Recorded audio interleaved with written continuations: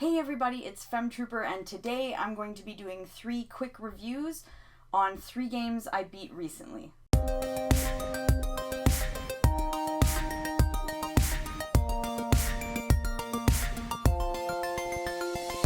The reason I didn't want to do 3 separate reviews for these, well, it's basically I just didn't feel like I had enough to say for 3 different videos. None of these were favorites, and so I kind of just want to get my thoughts out there, and yeah. The first game is Dragon Quest Treasures. I don't have it anymore because I didn't really like it that much, and because of that, I traded it in to get some credit at my local store. So I don't have it, but it is a Switch game, and I do have positive things to say, and I have negative things to say, so let's go. Dragon Quest Treasures doesn't really have a plot. It's not really story heavy at all. I kind of knew that going into it, but I figured it might be kind of interesting. It's not. It's pretty boring. You basically play as Eric and his sister from Dragon Quest XI as kids, and they end up getting transported to this other world, and they basically just have to collect treasure. That's kind of it. They obviously want to get back to their own world and get back to life as it is, but that's sort of it. They kind of want to figure out what's going on, like why they were transported to this other world. But you really just collect treasure in different areas of the map. And so it's kind of boring. This is a game for people who love collecting stuff. All they do is collectibles. If you're a person who you play, I don't know, a platformer, and you want to collect every single star, moon, puzzle piece, whatever it is in that game, this game might be for you. If you want to collect every single thing, you really like side quests, say, in JRPGs, you will like Dragon Quest Treasures, because it's not story heavy, it's all collecting, so it's not for a person like me. Because I love Dragon Quest so much, I wanted to give it a shot, but I would say if you don't like collecting and you don't really care about Dragon Quest, this is absolutely something you can skip. Personally, it just wasn't my thing. I was actually tempted several times to just stop playing it because I found it quite tedious, because you could not progress to the next area without collecting so many different types of treasures. It was just seeking out treasure, constantly walking around seeking out treasure. It was just a little boring. Honestly, I'm sorry, it was. And because you're just on these big open worlds, it was almost like this is a JRPG where the only aspect of it is, like, say, a world map. There's no towns, there's not really anybody to talk to. It's kind of just walking around. There are monsters, you beat them, it's action, so it's not a turn-based JRPG. That's fine, I didn't mind that. And the battle system was alright. Like, that part of the game was fine, so that I would say is a positive. And it uses tracks from all sorts of different Dragon Quest games, so you'll recognize different tracks if you like the series.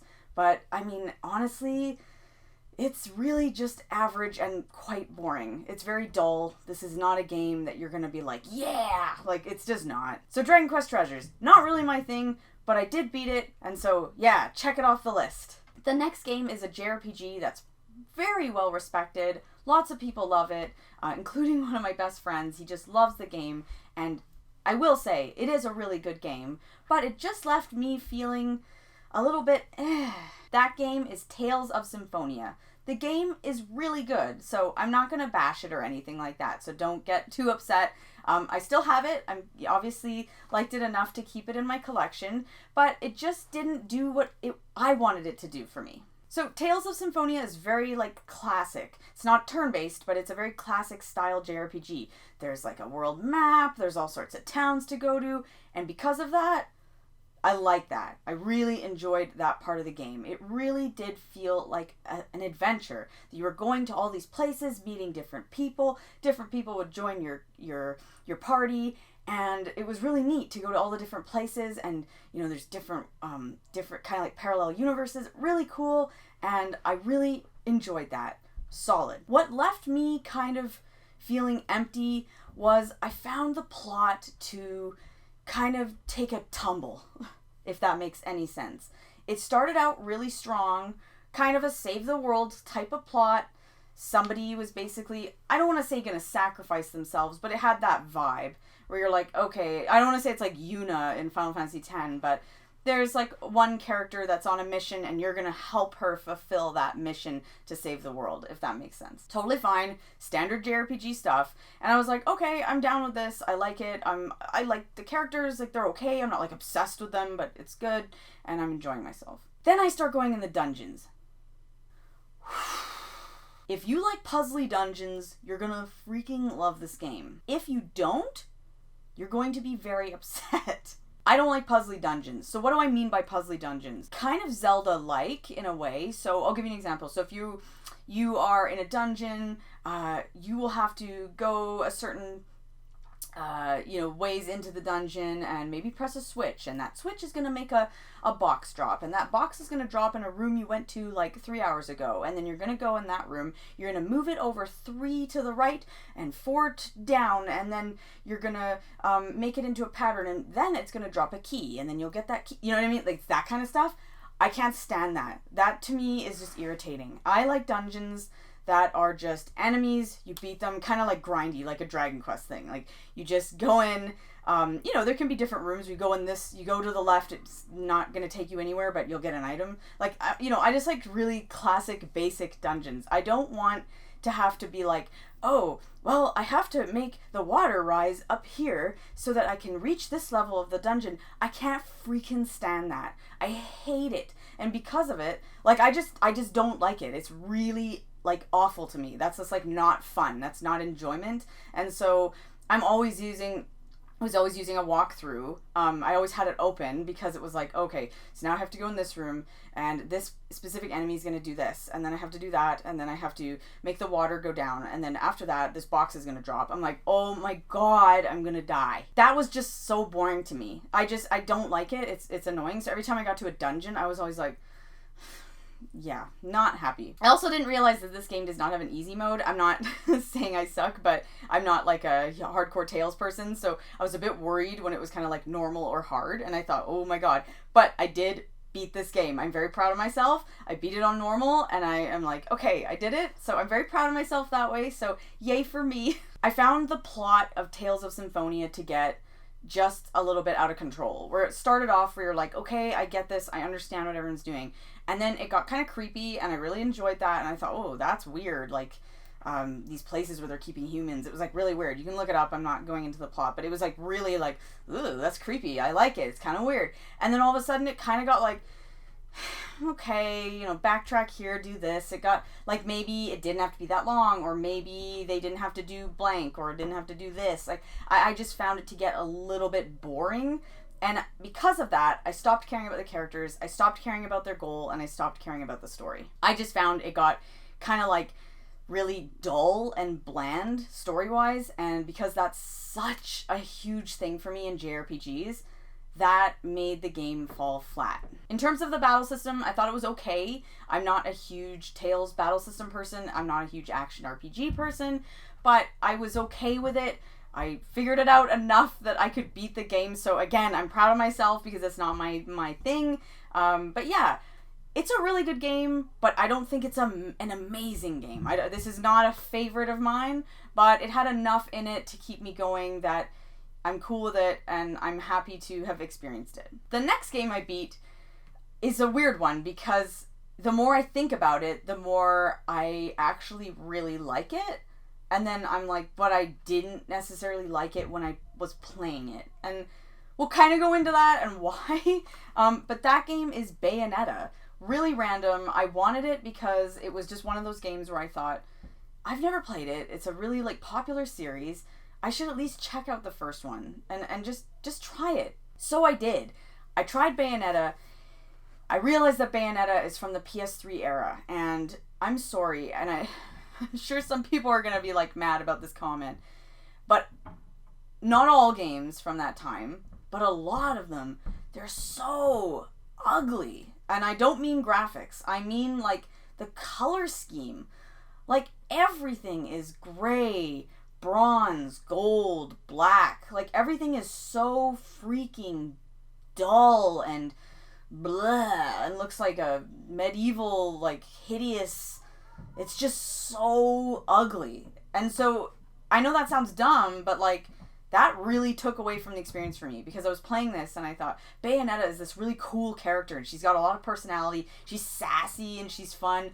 But man, the environments were just so hideous, and that really took away from the experience. I'm sorry, but it did. It really kind of wrecked it for me, because every time I was playing it, everything looked so ugly to me that I could not get past it. And like, there are games from that time that I think are stunning. Ni no Kuni, Final Fantasy 13, which arguably sometimes was a little gray, but I just feel like there are games from that time that are really good looking. Grand Theft Auto 4, for instance, like that's not like gross and gray looking.